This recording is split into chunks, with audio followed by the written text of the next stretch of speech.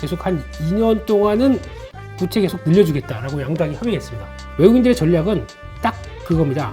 아직 나는 목말라 라고 하는 쪽은 지금 벌써 외국인들이 주식을 매수하는 섹터 두 개를 보게 되면 거기서 나올 수 있는 변화까지 생각한다 그러면 수익성이 제가 보기에는 이쪽에서 한 1조 가까이 나올 수 있겠다고 생각되거든요. 이번에 슈퍼엘리뇨일 확률이 80%라고 합니다.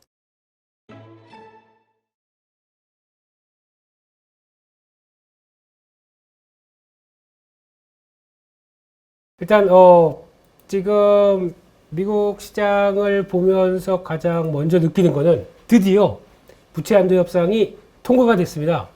통과가 됐는데 말일날 하원하고 상원, 그러니까 하원 쪽에서 이제 표 대결을 하고 하면서 지금 보니까 뭐 극단하시는 분들은 말도 안 된다.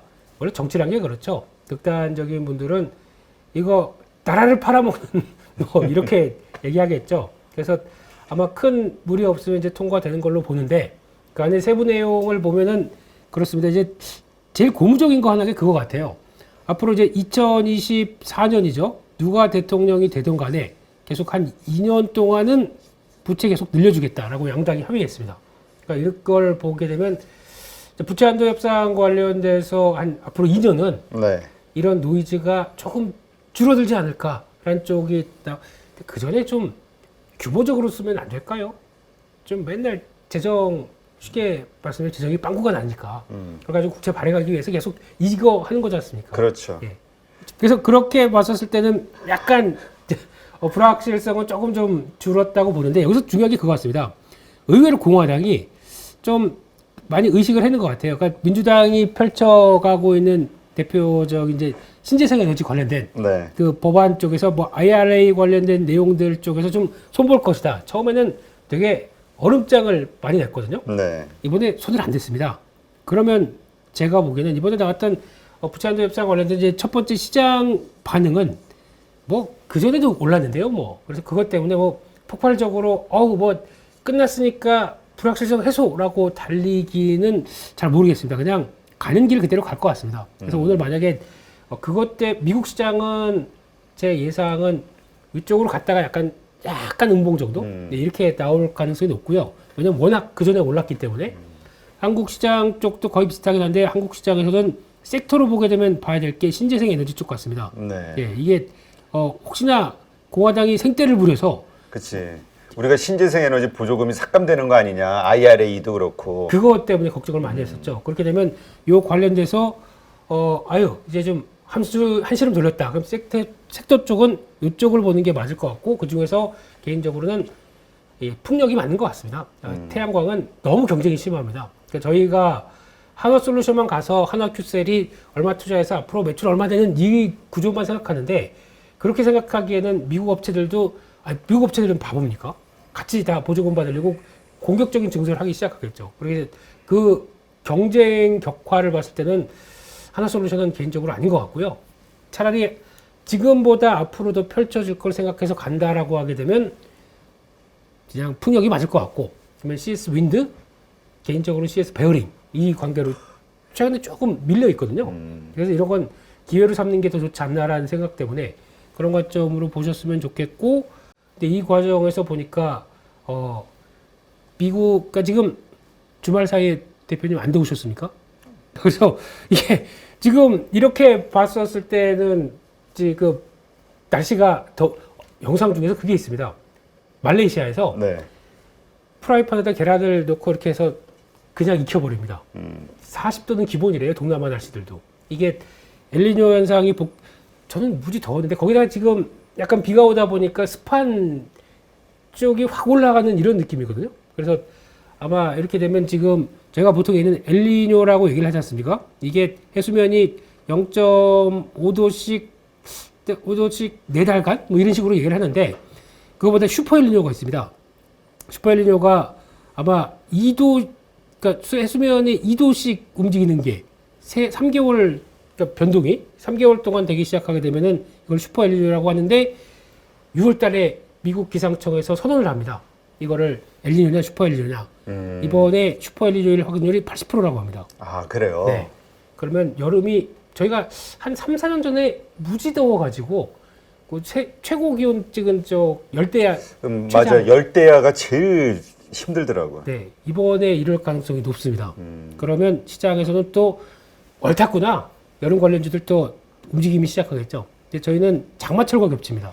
그래서 제습기 이쪽이 혹시나 또 수요 폭발해서 좀 나오지 않나 쪽에서도 한번 봤으면 좋겠고, 여름 관련주는 한번 이번에 이게 만약에 슈퍼엘니뇨 선언을 해버리게 되면 주가도 그렇고 약간 좀 변화가 나오겠죠. 그래서 관련된 쪽은 여름 관련주도 이번에 좀 챙겨봐야 될 것 같습니다. 그런 쪽으로 봤는데 왜 신재생 에너지 하다가 그 기사 보고 지금 말씀드리는 겁니다. 그렇게 보셨으면 좋겠고요. 그래서 결론적으로는 일단 미국 시장은 추세대로 갈 것 같은데, 그렇다고 지금 가속화되는 추세가 나왔는데 이게 지금 자리가 주봉으로 보게 되면 직전 고점대가 여기입니다. 그러니까 지금 작년 8월 달에 나왔던 고점대를 딱 시도가 들어가는 자리거든요.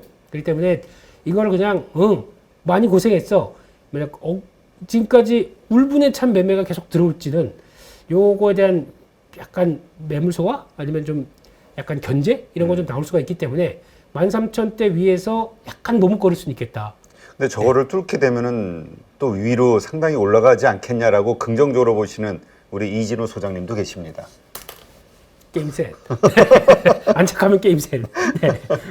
그거를 저는 내심 기대를 하고 있고, 그러니까 최근에 시장 움직임 나오면서 되게 부정적으로 보시는 분들 많았는데, 근데 저희는 특성이 만약에 반도체가 움직이기 시작하게 되면은 제 개인적으로 그랬어요. 미국보다 더 셀 수 있겠다고 생각은 들었거든요. 근데 그게 이제 태동이 나오고 있다 보니까 이게 이렇게 나가는 방향, 그리고 국내 시장의 변화. 근데 국내 시장은 기준이 코스피겠죠. 네, 코스닥은 일단 약간 찐시황에서 말씀드렸으니까 2차 전지가 약간 왜 지금 못 가는지에 대한 이유 말씀드렸기 때문에 그런 거 아마 그렇다고 해서 또 그냥 쳐지진 않을 겁니다. 어차피 2차 전지는 2027년까지는 적어도 매출은 확장으로 나갑니다. 근데 그 중간중간 분기에 이런 원자재 가격들이 좀 하락하다 보면 나오는 매출의 위축 현상 때문에 이런 현상 나옵니다. 그리고 그런 게 나와야 더 단단해지겠죠. 그렇기 때문에 괜찮습니다. 또 욕 다시고요. 괜찮습니다. 예. 그리고 지금 기준으로 코스피를 이제 같이 비교를 해보게 되면은 지금 최근에 나온 패턴이 약간 단기동 평균선에서 그냥 이탈을 안 해버립니다. 네. 지금 다 지지를 하고 나오죠. 그러면은 거기다가 미국의 이슈나 변화 가지고 한번 레벨업을 시도한다 그러면 당장 오늘이라도 2,600선 근처는 시도는 나올 수 있지 않나 싶은데, 만약에 아침에 세게 붙는다고 그러면은 그건 좀 조심하셔야 될 것 같습니다. 오히려 지난번 고점대가 한 2,580인데 그 이상 아침에 한 10시 이 정도까지 세게 붙게 되면은 오히려 시장이 약간 또 경계가 나올 수도 있기 때문에 2,600을 바로 한 번에 돌파한다 이런 경계가 나올 수 있기 때문에 오늘도 마찬가지로 그겁니다. 지난주에 보면은 외국인들의 전략은 딱 그겁니다. 아직 나는 목말라 라고 하는 쪽은 지금 벌써 외국인들이 주식을 매수하는 섹터 두 개를 보게 되면 약 2020 올해 들어서면서 1월 달부터 이랬습니다. 저희가 모를 뿐이죠. 알면서도 그냥 방치를 했을 뿐이죠. 1월 달부터 대표적으로 매매했던 쪽은 줄어드네요. 예. 반도체. 네. 두 번째는 수긍하고 싶지는 않으시겠지만 자동차입니다. 이 두 가지 섹터가 외국인들이 끌고 왔던 대표적인 섹터고, 그 중간중간에 어떤 변화가 나왔냐면 선물을 통해서 이거를 그대로 그냥 쭉 끌어버리면 아니 돈 다 벌 텐데 그러면 우리만 해야 될 텐데 라고 하는 약간 그런 심리가 있다 보니까, 그리고 또 미국 시장하고 이렇게 약간 또 글로벌 시장하고 맞춰가야 되다 보니까 선물을 계속 누르는 데 집중을 했습니다. 네. 지난주도 외국인들이 한 주식은 1조 4천억을 매수를 했다고 하더라도 선물은 결과적으로는 마이너스 3천 개인가 매도로 끝났습니다. 네. 그렇다는 얘기는 최대한 효율적으로 시장을 눌러서 종목을 싸게 사겠다라는 입장인 거죠. 이렇게 나오기 시작하는 변화를 보게 되면 아마 아직까지도 이게 보통 분출할 때 보게 되면 이쪽도 한 1조 사지만 선물도 한 10,000개, 거의 20,000개 이상 삽니다. 근데 그때는 약간 신호가 어떤 신호가 나오냐면 단지 과열 신호가 나올 겁니다. 시장에 대한 부담감들이 막 올라가는데 그때 이제 가장 많이 하는 얘기가 그거든요. 지금이라도 사요. 대답 좀 해주세요. 지금이라도 사야 됩니까? 이런 얘기가 나오거든요. 그러니까 지금 많은 분들이 가지고 있는 고민이 조정을 받고 있는 2차 전지를 사야 돼? 아니면 지금 탄력 붙은 반도체주를 지금이라도 사야 돼? 이것도 가지고 좀 머리가 아프거든요. 어떻게 생각하십니까? 우리 대표님께서는. 내 생각은 중요하지가 않아요. 당신의 생각이 중요할 뿐. 네. 고민되시면 네. 그런 거 고민하시지 마시고 반반씩 하세요. 그러시면. 아, 네. 야, 이게 또 이 저 솔로몬의 지혜라고 말하기엔 좀 부끄럽습니다만. 솔로몬이 아니고 레몬입니다. 네. 네. 그래서 지금 이렇게 되기 시작하면 제가 보기에는 비중을 네. 약간 반도체 쪽에 조금 더 무게를 두시고 2차 전지 어차피 2차 전지는 이제 마에다가 턴하는 과정들이 그러니까 이 아까 말씀드렸던 비철 금속이나 가격들이 이제 턴하거나 리튬 가격들이 지금 리튬 가격도 바닥을 찍고 움직이는데 멈춰 있어요. 네. 반등해서 딱 멈춰 있더라고요. 그러니까 그런 변화 확인하고 움직일 가능성이 높기 때문에 그런 걸 타진한다 그러면 지금 손이 쉽게 나갈 거는 2차 전지 쪽일 겁니다. 왜냐하면 조정을 충분히 받았기 때문에. 그렇다고 하더라도 이게 제가 그렇죠. 이게 바닥인지 아닌지에 대한 여러 가지 또 타진이 나올 수가 있기 때문에 그럴 때는 사도 좀 요 정도는 요걸 살 거야 라고 하게 되면 약간 좀 나눠서 사는 게 좋겠죠. 네. 이런 쪽으로 보시고 반도체 쪽은 지금 그림 하나만 보여드리겠습니다. 지금 저희가 얘기하는 바로 있네요. 예. 이걸 보시면서 차트가 완전 급등주 차트예요. 네, 이걸 보시면서 그냥 뭐 그때 15만 원 갈 수도 이거였었잖아요. 네. 근데 네. 재밌는 게 네. 그 김정열 본부장이 정말 그 좀 보수적인 반도체에 대해서 그래서 전에도 우리 했을 때 그 하이닉스 같은 경우 97,000원 목표가 지금 뭘 해도 여기가 상단이라고 본다라고 네. 했는데 네. 챗GPT 나온 다음에 일어나는 여기에서 13만 원에서 16만 원까지로 상향을 해버리더라고요. 그래요? 응. 그렇다면 저는 더 올린다고? 네, 지금부터 2배 갑니다. 그러면 지금이 10만 원이면 20만 원 간다고? 20만 원 갈 것 같습니다. 아 진짜? 네, 지금 이 PBR 그렇게 믿는 이유가 뭐예요? 왜냐하면은 그러니까 지금 사이클이 도는데 지금 현재가 한 PBR 한 배쯤 돼요. 한 배쯤 되는데 거기서 나오는 그러니까 PBR이 이제 실적이 나오기 시작해서 그러니까 지금은 이제 안 좋잖아요. 근데 여기서 나오기 시작해서 변화가 이걸 쌓아가기 시작하는 초입으로 보게 되면 2025년 정도쯤에는 그러니까 이게 2년 사이클이거든요. 근데 2년 사이클이 이번에 좀 약간 단축된 경향이 있습니다. 근데 가격이 이번에 중국 관련된 여러 가지 이슈 때문에 더 7만 7천 원대 갔던 게 좀 더 이상한 거죠. 네. 그걸 보고 반대 쪽으로 생각하게 되면 이 7만 원대 부근에 나왔던 그 2배가 한 15만 원대 될 거고요. 그러니까 그 저점 대비해서 2배 그렇게 될 거고 그 이상으로 끝날 것 같지는 않은 생각이 들고 있기 때문에 그리고 또 하나 저희가 계산 안 하고 있는 거는 HBM3입니다. 지금 시장에서 이게 지금 기여하는 여파 때 이거를 지금 현재 SK하이닉스가 엔비디아 쪽의 점유율이 한 51% 되거든요. 이게 지금 그래도 앞으로 커간다고 하는 상황 쪽에서 이것까지 성과를 내기 시작한다고 보게 되면 아마 차지하는 매출 비중이 더 올라갈 겁니다. 거기서 나오는 수익성은 더 높을 수가 있을 것 같아요. 그러니까 지금부터 이게 엔비디아가 얼만큼 성장하느냐에 따라서 다르긴 하겠지만 거기다 들어가는 고단수로 쌓는 이게 지금 이번에 처음 개발한 게 12단이거든요.